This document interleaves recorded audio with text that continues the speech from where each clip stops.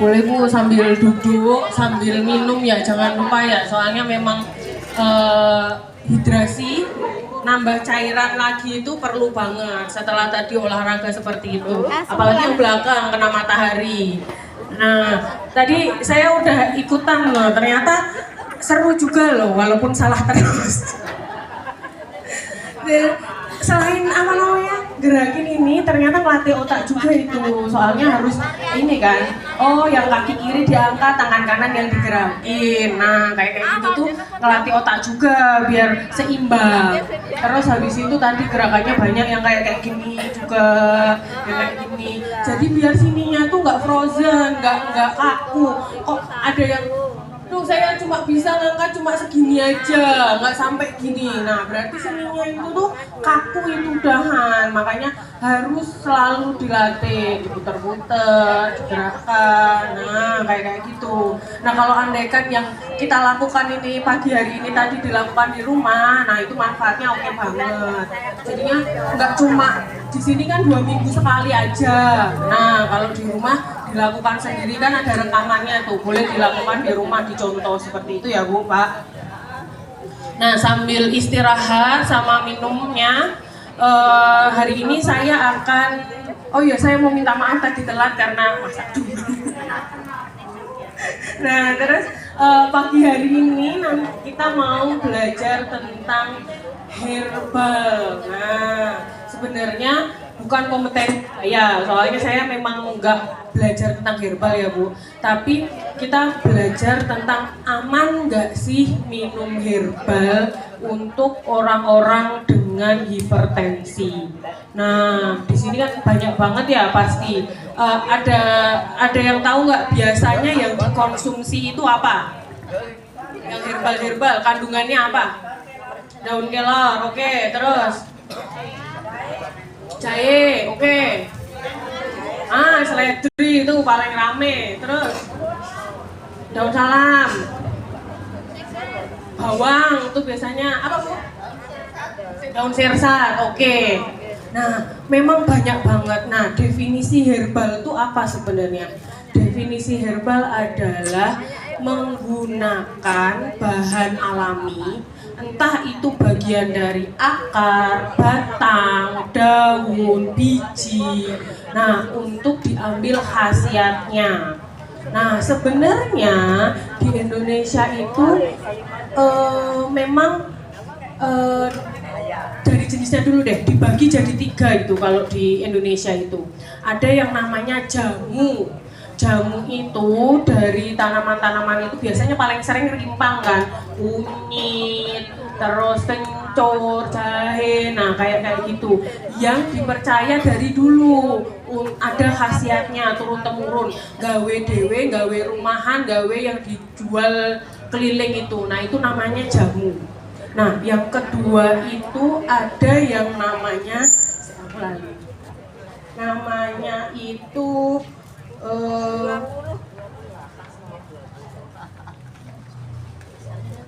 ada yang namanya obat herbal terstandar. Jadinya itu luweh tinggi tingkatannya dari jamu. Sebenarnya bahannya mungkin sama aja, sama-sama jahe, sama-sama kunyit, sama-sama ada daun kelornya kayak gitu. Tapi kalau yang namanya obat herbal terstandar itu sudah ada penelitiannya di hewan.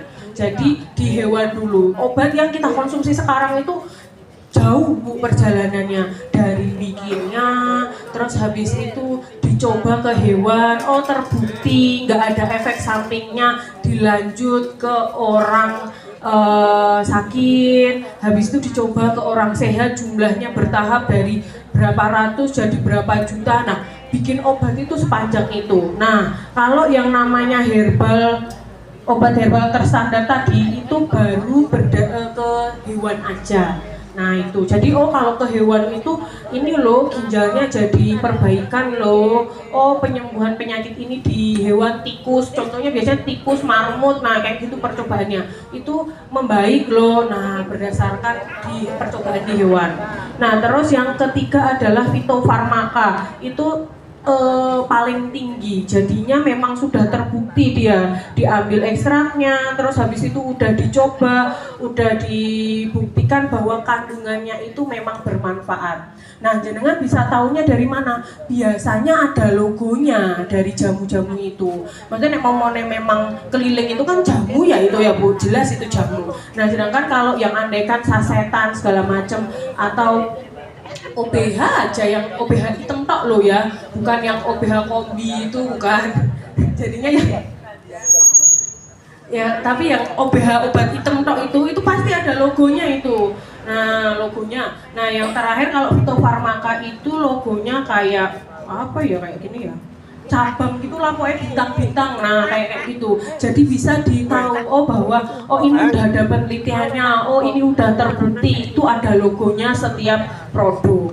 Nah, terus habis itu di Indonesia sendiri itu sebenarnya kita tahu kan Bu, kalau apa namanya rimpang kita banyak, tumbuhan kita macem-macem. Nah, memang banyak banget tadi yang disebutin jenengan dipercaya memiliki khasiat bagus, tapi memang belum seperti di China. Kalau China kan ada apa?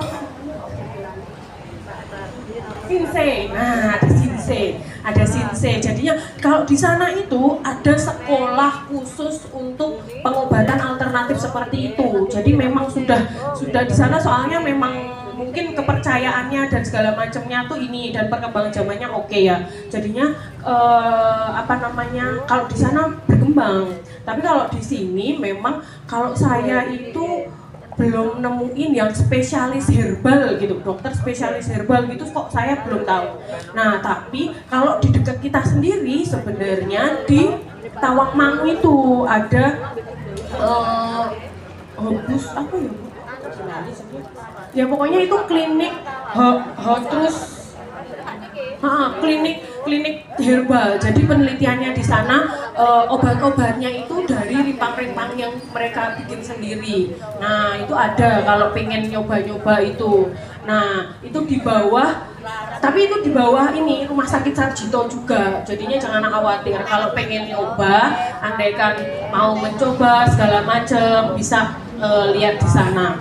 Nah, terus masalahnya kayak gini. Jadi sebenarnya herbal itu digunakan bukan untuk pengobatan utama, tapi sebagai melengkapi. Jadinya bukan berarti, soalnya saya paling sering tuh ketemu sama ini. Saya kemarin minum obat tensi sih, amlodipin, kan gitu ya, 5 mg gitu. Terus habis itu, oh udah turun. Habis itu aku minum seledri aja deh. Terus habis itu tidak terkontrol lagi, tensinya tinggi lagi. Nah, memang dia bukan pengganti obat utama, tapi dia cuma sebagai pelengkap. Jadinya minum obatnya mungkin nanti dosisnya bisa diturunkan kalau diimbangi dengan seledri segala macam, apa tadi rebusan air sisa. Nah, yang paling penting juga selain itu adalah nek mau konsumsi itu pasti ada takarannya ya, kayak itu obat kita tuh kan amlodipin 5 mg. Nah, nek mau nyai mau separohnya ya cuma mungkin litik-litik aja, jadi tidak berefek. Atau demam nih minum paracetamol, ternyata pakainya paracetamol anak sirup yang di rumah, ya jelas nggak ngefek ya Bu. Jadinya memang itu underdose, dosisnya kurang. Nah, kalau di penelitian itu mereka biasanya punya nih, kira-kira dosisnya itu 100 mg per kilogram berat badan. Nah, nanti tinggal ngitung setiap barang, setiap herbal, setiap rimpang itu tadi itu punya takaran masing-masing. Nah, itu yang harus sebenarnya dijadikan catatan khusus. Jadinya nggak cuma kayak saya ini udah nggak minum obat aja tapi minum jus-jusan seledri gitu, tapi minumnya ternyata 3 hari sekali. Nah, ya ora masuk. Nah, kayak gitu tuh ya. Jadinya saya nggak anti, jadinya nggak apa-apa. Nah, terus berarti boleh dong konsumsi herbal buat orang-orang dengan hipertensi. Aman. Jawabannya aman. Asalkan nih, satu, tidak alergi kayak gitu. Kondisi-kondisi khusus, jadinya nggak ada alergi kandungannya itu. Terus habis itu tidak hamil, nah itu. Terus habis itu ada keadaan di mana seperti fungsi ginjalnya sudah menurun. Nah, itu harus hati-hati. Nek momone kita cek lab tuh kemarin, kreatininnya ternyata tinggi. Nah, itu berarti ya hati-hati. Terus yang pasti adalah pastikan tanyakan dulu sama dokter yang memeriksa. Oh, Dok, ini tak kombinasi ini aman nggak ya gitu, boleh nggak saya konsumsi ini. Nah, biasanya kalau memang udah pernah baca ngerti dokternya, tapi kalau enggak ya tanya dulu. Andai kan ada yang mau tanya sama saya, ya tak simpen dulu, Bu, tak sinause ya. Kayak kemarin itu yang kayak ternyata apa namanya, bawang putih itu loh yang di apa namanya, jadi kayak hitam itu loh. Nah itu kan saya nggak pernah belajar dulu zaman kayak gitu. Tapi kita cari tahu lagi, oh ternyata memang efeknya dia untuk mengencerin darah bagus. Nah, bahaya kalau dikonsumsi lebih dari berapa biji. Terus ternyata sudah mengonsumsi obat pengencer darah. Nah, kayak gitu tuh harus ditekankan. Nah, kadang memang kalau saya dan teman-teman mungkin yang belum pernah belajar tentang herbal, memang harus cari tahu. Soalnya dulu pas sekolah nggak ada itu pelajaran khusus yang herbal segala macam gitu dan macam-macam jenisnya. Jadi jangan pernah jangan pernah bosen buat tanya aja. Nggak usah pekewo, nggak usah bingung. Kadang tuh lah saya keluhannya ini, Dok, nanti kira-kira nyambung nggak sama dokternya ini? Nggak apa-apa, tanya aja. Kalau nanti dokternya nggak tahu, pasti ya bilang itu, tak cari tahu dulu ya Bu, sementara ini dulu, kayak gitu. Nah, soalnya apa, kadang yang kayak kemarin tak ceritain, obat A itu kadang nggak cuma untuk B, tapi bisa untuk C, D, E, F. Nah, dan efeknya itu bisa macam-macam juga. Jadinya jangan pernah bosen, jangan pernah takut buat tanya ke selanjutnya seperti itu. Tapi memang itu tadi balik lagi bahwa herbal itu digunakan untuk pelengkap. Jadi ya bukan untuk utama, sebagai pelengkap. Nek momone ada apa-apa ternyata bermanfaat apa ya alhamdulillah. Kalau andaikan enggak berarti bisa di stop, dilanjutkan obat yang utama seperti itu. Dan tidak menggantikan kayak gini tadi, olahraganya tetap, si makanan asin-asinnya, kolesterolnya ya, lemak-lemaknya dikurangi. Nah, sama kayak gitu. Itu ada yang mau ditanyakan enggak? Oke, monggo Bu. Assalamualaikum warahmatullahi wabarakatuh. Nama saya Ibu Suwarti. Mau saya tanyakan, saya itu kadang minum herbal tapi tidak sesuai dengan takaran, dan apakah itu bermanfaat atau tidak saya tidak tahu. Saya tuh sering minum jahe, kunir, sama serai. Terus saya tambah kayu manis. Nah, itu kalau diminum tiap hari boleh apa tidak? Dan itu manfaatnya apa? Saya belum tahu. Terima kasih. Nah, Bu, oke, pertanyaannya tadi adalah biasanya ini kan ngehits ya setelah pandemi dulu itu ya, rimpang-rimpangan untuk memicu imunitas. Nah, kayak bangsane itu tadi jahe, kunyit ya Bu, terus serai. Itu aja yang yang kunyit sama jahe aja itu kalau kemarin saya baca memang dia salah satu penelitian yang terbukti buat menurunkan tensi. Jadi efeknya itu biasanya untuk merelaksasikan pembuluh darah, jadi bisa biar longgar, makanya tensinya nggak kenceng. Nah, kayak gitu. Nah, memang di beberapa bangsane kunyit kayak gitu kan bisa buat meningkatkan nafsu makan,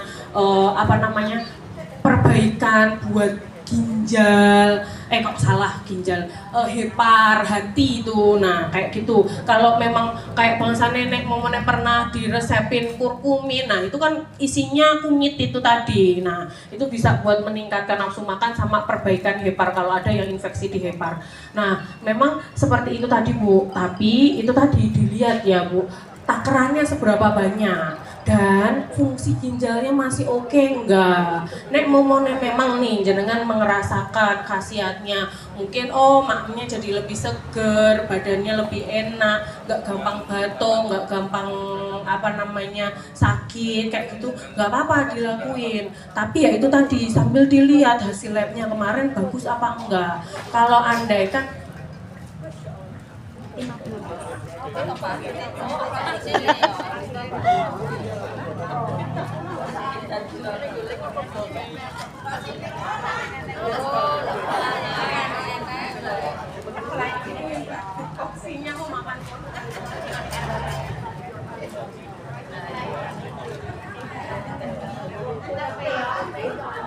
gimana Pak? Ada yang sakit? Nggak kebentur kan dia kepalanya ya?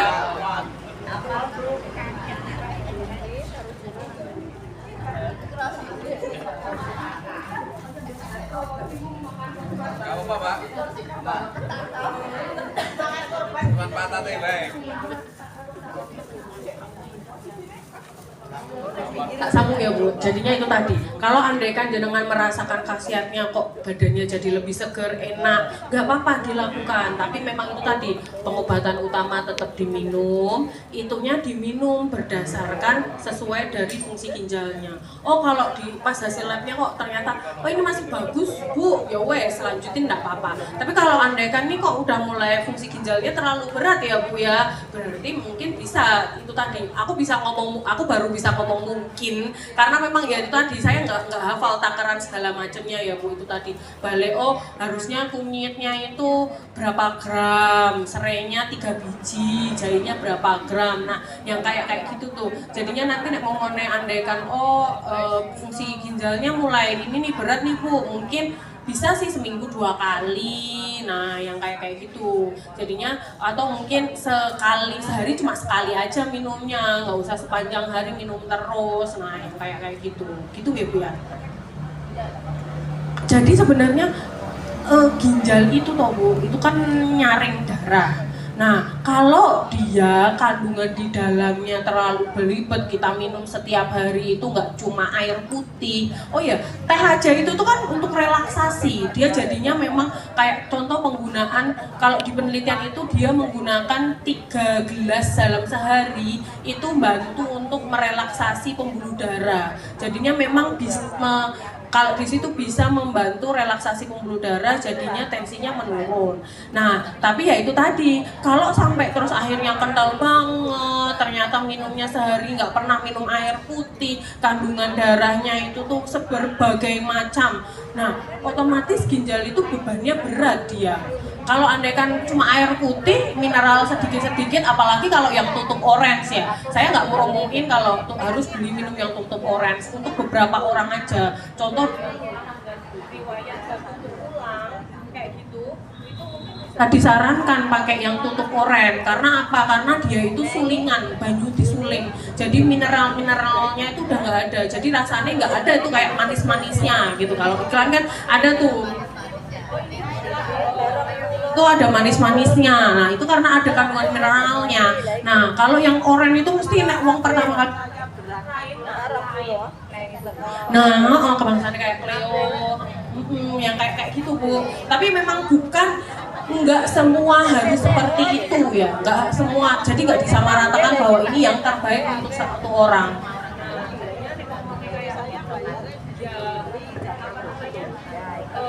Disesuaikan aja. Jadinya nek memang fungsi ginjalnya udah agak berat nih, karena memang proses penyakitnya mungkin memang dulu diabetes udah lama. Nah yang kayak gitu kan berarti kita bantu meringankan fungsi ginjalnya dengan apa? Ben kandungan di darah itu nggak macem-macem, ben DE kerjanya ora abot.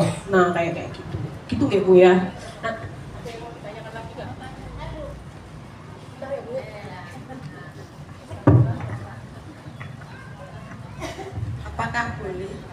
yang ada itu makan ini Pak Pedus sama oh terus aku pengaruh dan sama Nah,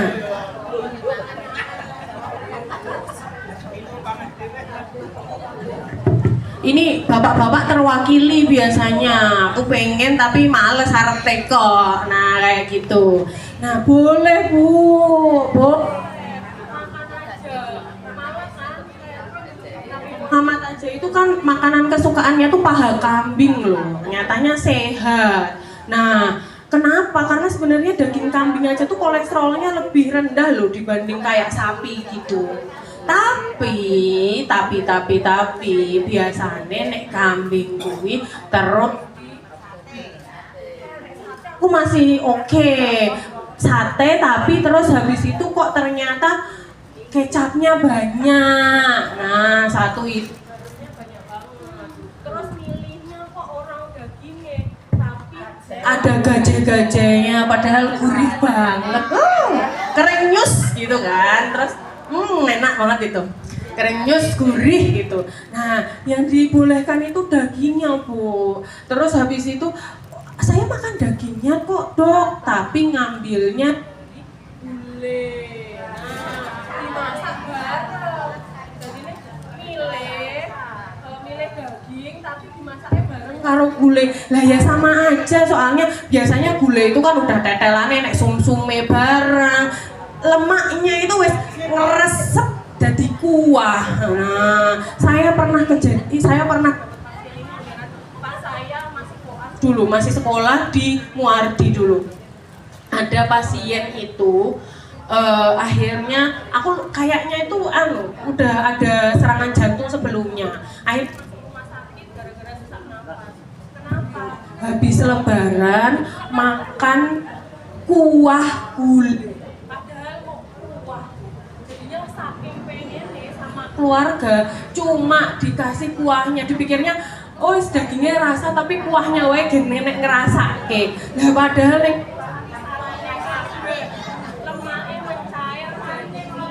nah malah isinya kayak gitu semua. Berarti jangan dagingnya aja ambil sedikit dipisahke buat jenengan piyambak. Terus habis itu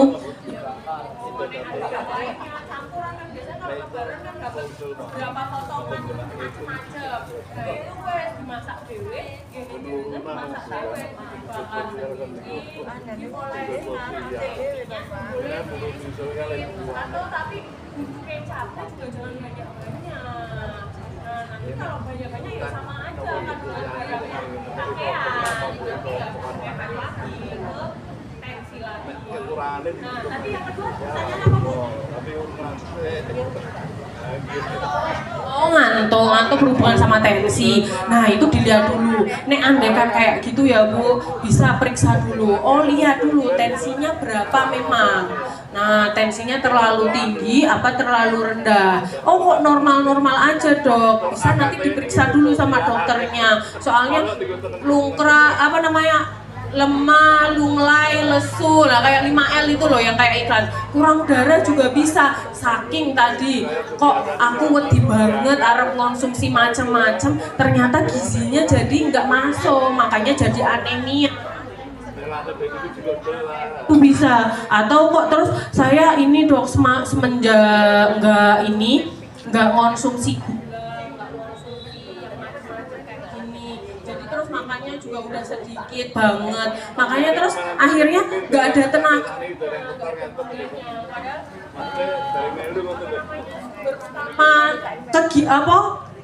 Kegiatan otot kayak gitu bisa gerak gara-gara ada gulanya Bu. Jadi nenek momennya memang bukan terus saya nyuruh oh yang diabetes pakai gula yang banyak gitu enggak ya, tapi komposisi makanannya itu ada karbohidratnya, ada bolehlah minum manis, mungkin ganti Tropicana, Slim segala macam merek-merek yang 0 kalori, pakai stevia.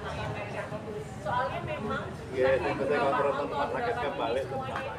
karbohidrat yang paling penting itu sama gula. Nah, pemecah yang paling cepat itu karbohidrat. Jadi kalau memang dengan batasi segala macam dan segala macam minumannya segala macam dibatasi, mungkin aja bisa gara-gara itu. Mungkin lagi gak nafsu makan, makanya ya bawaannya kesel, lemes, ngantuk kayak gitu. Mungkin bisa juga tidurnya dalu kurang nyenyak, kebangun terus. Makanya pagi sampai sore rasanya kayak kok tidurnya nggak enak ya dong, kayak pengen ngantuk terus nyarutang tidur karena malamnya nggak ini. Nah, nek wong memang kok digoleki dhewe mumet nggak ketemu dokter di klinik gitu nggih Bu. Semoga menjawab. Nanti kalau andai kan boleh tanya lagi. Monggo Bu, mau tanya apa?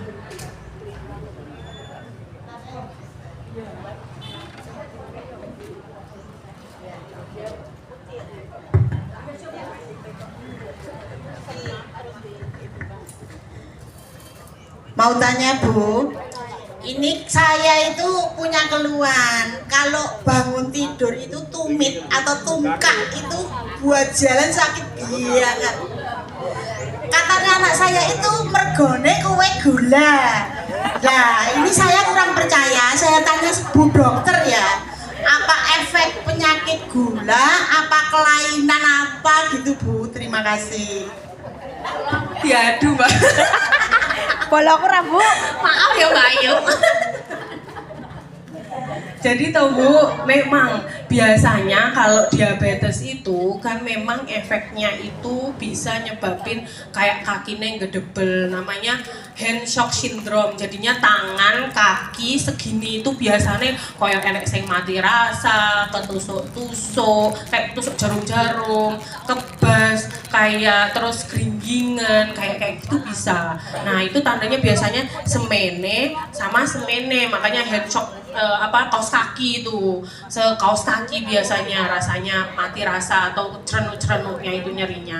Nah kalau memang nih biasanya ada juga nih yang di tumitnya sini itu ngerasain ini karena bisa enek tulang tumbuh di situ, jadi ada tulang kalkaneus namanya yang di tumit ini namanya kalkaneus. Nah di situ itu enek biasanya esok tumbuh kayak jalu gitu, jadinya penonjolan tulang gitu kan. Setiap orang tuh anatomisnya beda-beda ya Bu, makanya kok ada yang tinggi segini, ada yang tingginya segini, karena walaupun susunan tulangnya sama, bentuknya itu kadang enek sini rodok ceringeh sini, rodok ceringeh situ. Nah kayak gitu. Jadi kalau di situ mungkin satu bisa tumbuh jalunya itu, satu itu. Dua atau biasa paling sering tuh plantar fasciitis. Plantar fasciitis tuh gara-gara apa ya namanya ligamen.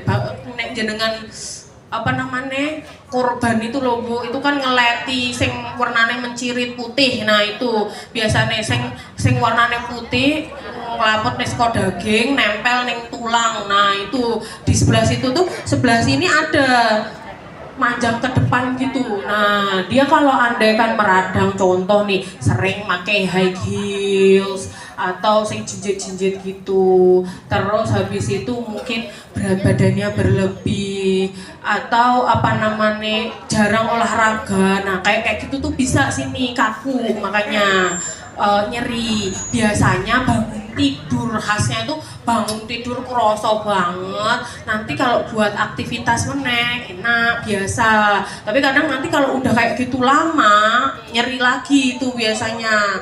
Nah terus tata laksana ini gimana Dok buat mastiin itu apa namanya plantar fasciitis apa kalkaneo itu yang tadi penonjolan tulang, bisa dilihat dari ronsen sebenarnya. Oh ada penonjolan apa enggak, sambil ngelihat di ronsen bisa dilakukan pertama dulu di rumah, kayak contoh nih olahraga buat kakinya dulu.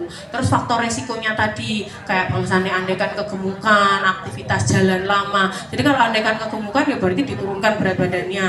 Kalau andaikan memang kerjaan saya memang jalan lama terus Dok segala macam, cari alas kaki yang enak. Jadinya yang empuk dulu selama sakit itu, nanti kalau habis itu disesuaikan lagi. Jadi sebenarnya nggak boleh pakai yang empuk-empuk terus-terusan kayak gitu, nggak boleh Bu. Jadi kalau pas lagi sakit aja pakai yang nyaman dulu, yang empuk, bensininya nggak terlalu ini. Saya mana nek ngomongnya kok tetap jagung aku pakai jinjet dong kemarin atas kayak gitu, mesti sakit itu habis itu. Tapi nek ngomongnya nanti terus di ini apa namanya diubah sepatunya udah segala macam, bisa di fisioterapi, nanti datang ke klinik biar di fisioterapi gitu ya. Nanti nih memang belum membaik ya nanti bisa diiniin sama dokter saraf, kadang bisa disontek atau memang, tapi paling sering memang di fisioterapi sih Bu, kayak gitu. Nah buat mastiin itu tadi nek ngomongnya memang lihat dari ronsen, biasanya kalau ada tonjolan ya berarti gara-gara kalkalnya spur itu, tapi nek enggak ya berarti cuma plantar fasciitis saja. Gitu.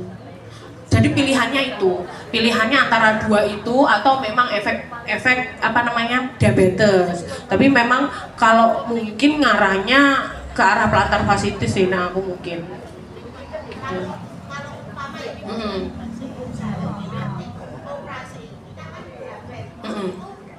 Penyembuhannya kayak gitu ya. Lah kan nanti biasanya dioperasi pun dokternya lihat dulu Bu, jenengan gulanya terkontrol apa enggak, terus itu perlu enggak semuanya harus dioperasi kok, kadang pakai fisioterapi aja udah enak juga. Nanti nih ngomongnya kayak gitu ya kan terkait herbal, coba ngomong aja ke Mbak Ani apa piye, nanti saya cariin dulu, soalnya memang ya itu tadi Bu, balik lagi saya nggak belajar soalnya tentang herbal, jadi nanti harus baca-baca dulu gitu. Sekian dari saya, semoga bermanfaat. Wassalamualaikum warahmatullahi wabarakatuh.